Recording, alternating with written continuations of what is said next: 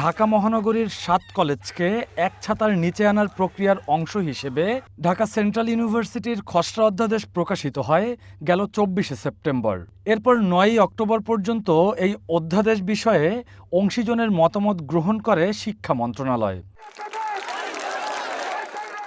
বলা হচ্ছে, প্রাপ্ত ৬,০০০-এর বেশি মতামত সংকলন ও বিশ্লেষণ করে শিগগিরই সিদ্ধান্ত জানানো হবে।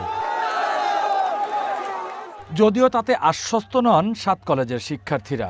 পূর্ণাঙ্গ অধ্যাদেশ জারিসহ ৪ দফা দাবিতে সোমবার সকালে শিক্ষা ভবন ঘেরাও করেন তারা। স্লোগানে জানান দেন নিজেদের দাবি দেওয়া। খসড়া জারি হওয়ার পরেও কিছু শিক্ষক দেখা গেছে যে আমাদের বিরোধিতা করছে, কিছু শিক্ষক এবং রাষ্ট্রের কিছু কর্মকর্তা যাদের স্বার্থে টান লাগছে এই জন্য তারা বিরোধিতা করছে। এই জন্য আমরা চাচ্ছি দ্রুত সময়ের মধ্যে আমাদের অধ্যাদেশ জারি করে আমাদের বিশ্ববিদ্যালয়ের কার্যক্রম চালু করবে এবং যারা রানিং শিক্ষার্থী আছে এদেরকে অন্তর্ভুক্ত করবে।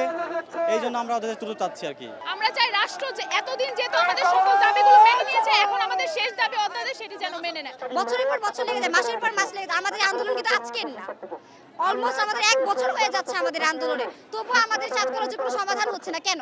রাষ্ট্র কি চাচ্ছে? রাষ্ট্র সমাধানে কেন আসছে না? আমরা সেই শান্তিপূর্ণ আন্দোলনের পরিসমাপ্তি চাই। আইনের খসড়া হয়ে গেছে, এখন আর আসলে গড়িমসানির কোনো সময় নেই।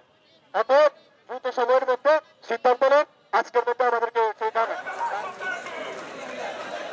ঢাকা সেন্ট্রাল ইউনিভার্সিটির খসড়ায় থাকা কয়েকটি বিষয় নিয়ে সন্দিহান কলেজগুলোর শিক্ষার্থীরা। ওই খসড়ার মধ্যে এমন কোনো পয়েন্ট লেখা ছিল না যেখানে হচ্ছে কি বলা হয়েছে যে আমরা ইন্টারদের বাতিল থাকবে, ইন্টাররা থাকবে না। ইন্টাররা থাকবে, ইন্টাররা আমাদের সাথে থাকবে, ওরা শিক্ষা বোর্ডের আন্ডারে থাকবে।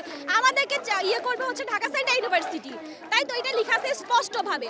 ইভেন ওইখানে এমনও লেখা আছে যে এটার ঐতিহ্য, সব কলেজে ঐতিহ্য ঠিক থাকবে। এইখানে আমার মনে হয় যে স্বতন্ত্রের কোনো ব্যাপার আসবে বা আমাদের নিজেদের হচ্ছে ঐতিহ্যে কোনো আঘাত আসবে। কারণ এমন না যে ইন্টার বাদ দিয়ে অনার্সে করা হচ্ছে, ইন্টারও থাকতেছে, অনার্সও থাকতেছে। ইন্টারের মতো কার্যক্রম পরিচালনা করবে, তারা তাদের মতো থাকবে। আমরা আমাদের মতো অনার্সে যারা আছি, আমরা আমাদের মতো কার্যক্রম করতে। পরে ঢাকা সেন্ট্রাল ইউনিভার্সিটি আইন ২০২৫ দ্রুত চূড়ান্ত ও অধ্যাদেশ জারির দাবিতে শিক্ষা উপদেষ্টা সিআর আবরার এবং শিক্ষা সচিবের সঙ্গে বৈঠকে অংশ নিতে সচিবালয়ে যান ২৩ সদস্যের শিক্ষার্থী প্রতিনিধি দল। ৩ কর্মদিবসের মধ্যে চূড়ান্ত অধ্যাদেশ জারির আলটিমেটাম দেন শিক্ষার্থীরা। Rakibul Rahat, one news, Dhaka.